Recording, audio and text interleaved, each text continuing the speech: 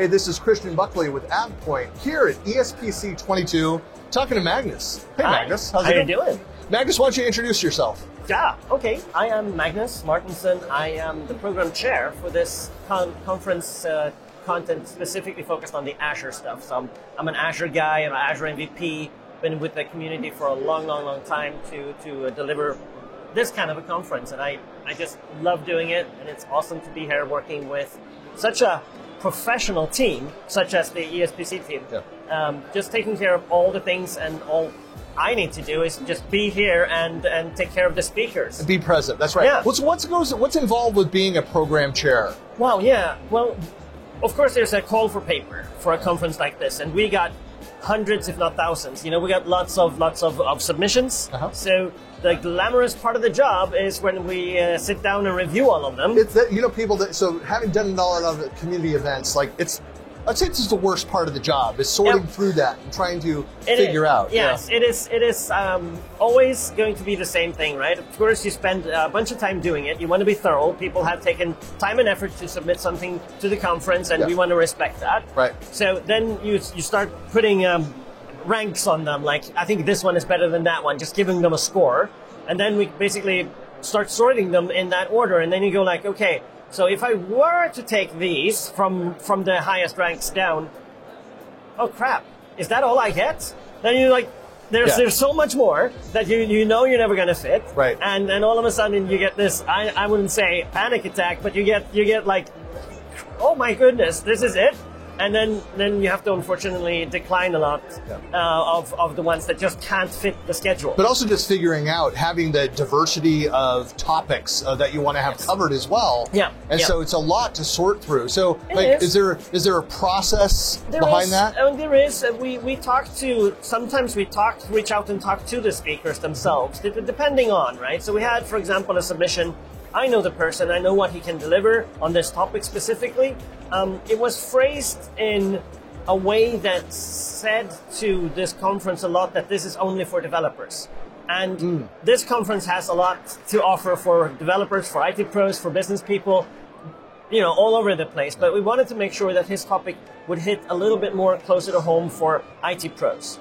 And so I could reach out to the speaker specifically because I know he can do that topic in that other way, and then kind of massage his session description a little bit to say, okay, can you make this except for more IT pros? So there's a lot of going back and forth once you start figuring out, well, if they do the same session, they're going to overlap too much. Can we nudge them out of each other's way a little bit so that their content may be complementary instead? Yeah. And I think you can see that in the schedule. Sometimes it's like, okay, so here's how to scale an application in the cloud, for example. I just visited that session. Oh, and then next one is like, here's enterprise architecture that kind of complements what we just saw in the previous session. We kind of have also sometimes the speakers, we notify the speakers so they kind of bounce off to each other, right? So they can go back and forth with, basically all the speakers are like a big family, a community. Yeah.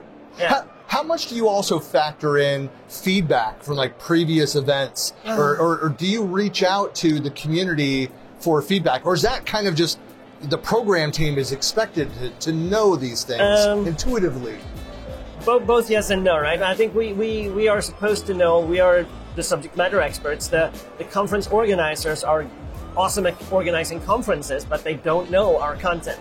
So they need the people who are out in the community. And that's kind of what I do. I'm out in the community a lot, and I travel and I speak and I listen and I hear what kind of topics are ongoing for now, right? What is up and coming? What is a big topic that everybody wants to talk about? I kind of have to know these things when we put together a schedule for a conference like this, because ultimately it's about the attendees.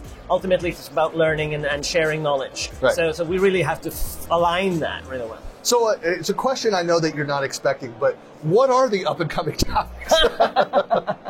Oh my goodness. Well, there are a few. I see right now, specifically again, I focus on the cloud content. So like we can talk about this for now. I think that will be more than enough.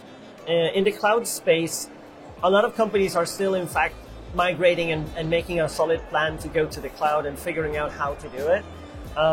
Sorry, isn't that just amazing that here we are, Yeah, 10 12 years plus into the journey, and that's still it's only a fraction of all compute in the world is in cloud-based computing. There's still tons and tons more companies that haven't even been able to consider cloud yet. Yeah, that's one of the hard things and you know this too, as a speaker, as a subject matter expert, is that we get excited. We're all technologists. We're passionate about the new. We love talking about the new, the greatest features, the things that are out there. And so much of it is cloud-based. And yet, I know. where business systems are, it's still hybrid is a huge thing. And on-prem is still a thing. This is a pedagogical challenge for speakers in this space, because of course we want to talk about the latest and the greatest, but is that even appropriate to talk to this audience about? Because they're maybe not able to consume that yet. They're maybe not there in terms of skills. So if I go and deliver a session on the very, very fundamentals of cloud, I still get a big audience, because there's a lot of people that can identify with that. We're coming into the cloud now, we don't even know how to use it, and we don't know what to do. So that, and then the big areas are compliance and security. Those are probably some of the first questions you always hear. Security in terms of how do I give access, how do I get into things. I can plug my session on Thursdays specifically on access control. And then of course cost optimization. People want to understand the shift from running your own service that you buy and pay for and put together and put in a server room, as compared to consuming just the out of the box, the pay as you go things, right? That's a massive mindset shift for companies to understand and how to optimize for that. Yeah, those are the highlights, like the biggest topics of Azure right now. So I know, and you're involved in you're still doing like the Azure events, like work with the Microsoft's annual events. Is that still going on? We are doing that, and we are. Microsoft have some first-party events that we go to and also participate in as much as we can. Hopefully now, like this, for example, we're in 3D, right? We're on video right now, but we can actually. There's physical people here. That's nuts, right? This is not the next-gen mesh network thing. Right. We're not avatars. We're actually physically, we have legs. Yes, we were actually at the physical place, exactly.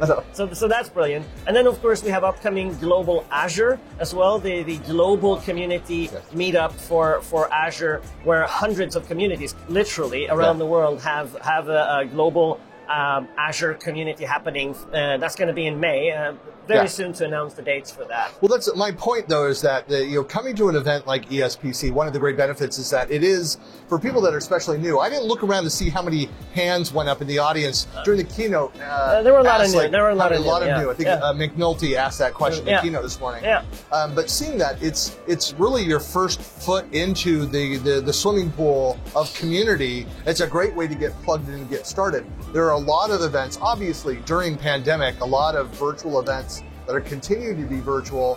There's so many more options for community. Like I participate on a fairly regular basis with community events around the US. I drop in occasionally to visit with my friends and the user groups in South Africa and down in Australia.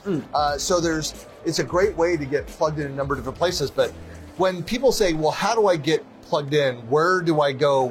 How do we begin? Where do you begin? Yeah.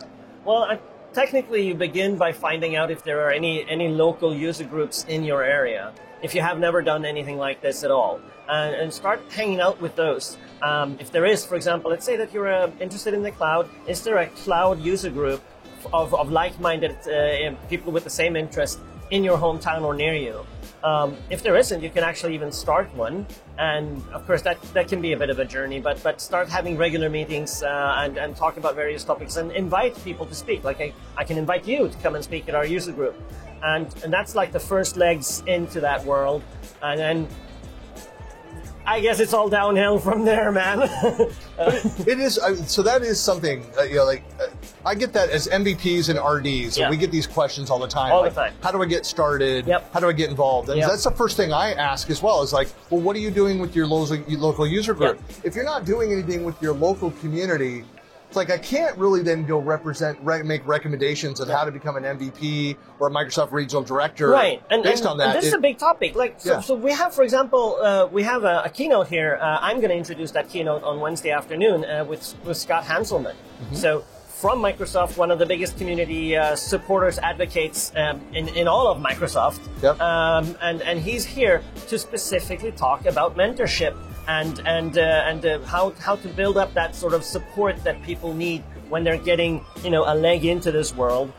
During the pandemic, when we were all locked away at home, a lot of you know, young professionals going into the industry, they never got exposed to this, to conferencing. A couple of years of people, like the pipeline is full of people that want to get out there in the community and do things. So how do we support them if we have done this for a long time? Right. In a way that is, you know, useful and accessible to them, and that with full, of course, always full focus on like the diversity of it and the inclusion, and everybody is welcome in the community. So important. So the different ways, I mean, you just mentioned some important things. Like I'm involved, and I don't know if you are, with the Microsoft for Startups mentoring program. Yeah. So if you are, so I'm on the channel side of things. So I talk with partners that are like, how do I ramp up and do a lot of these things, get involved with the community from a channel, from a partner perspective, whether you're an ISV or working for a VAR or an MSP, any kind of partner that's out there. So there's a number of things that you could do. One of the things, if you're a startup, you can reach out to through Microsoft for Startups. Yep. There is a mentor program, so I'm a mentor. If you're signed up for that as well. Yes, I have. Yeah. So that's something where you can tap into MVPs and RDs. Yep. And we're advisors. I do regular meetings. I've got one company that I'm advising ongoing, but I've done a number of other like 1-hour sessions, and just to point them to people, point them to resources, things like that. Yeah, and so they can begin to understand the space of technology that is current now, the pool that we are swimming in all the time. You know, Right. We're always there, and you know, the water is warm. Come jump in the pool, right? Right. But there's also resources like, and we saw a lot of like hackathons pre-pandemic around events. So you can even go through some of the, and that's a great reason to point people towards communitydays.org and all the events that are going on. So you have all the regional communities and things going on, but as an individual, as a developer, or as an IT pro, or even just a power user that wants to get more involved, there are events of all types, and you just need to go and look. You know, you need to look in a few different places to find things, but that's where if you go to communitydays.org, and Jeff Teeper talked about that in his keynote this morning, that is starting to centralize all of these different events. So whether you're doing like an Azure Day, that's a Microsoft sponsor event. Like we've got our Collab Days Utah event happening the first day of the week in March. You've got events that might be happening around ESPC, for example. I don't know if there are any happening around it, but there are meetups that you can find. There's Ask the Experts just across from our booth here. You can also come and talk to people at Ask the Experts at conferences. That's a really, really good way to be able to have a conversation in peace and quiet with, maybe not so much quiet. I don't know if you get the peace and quiet. It's actually quite happening in here with the But you can have a one-on-one with an MVP or with a speaker. With someone who is a speaker, exactly, to that point, right? You see them on stage, you listen to them, and it's like, oh, this is interesting. How can I like go one layer deeper into that topic? Well, ask the experts. That's a wonderful way to do it. Yeah. So what should people do following this event? What are the kind of what am I trying to say here? How do you put an action plan into what you take away from an event like this? Yeah, I think that there should be a lot of reviewing. That many of the speakers are really experienced. We know that audience tend to want to have something afterwards that they can go back and actually actively use. So, for example, the presentation I saw this morning here by Joe, my good friend, he gave at the end he gave the links.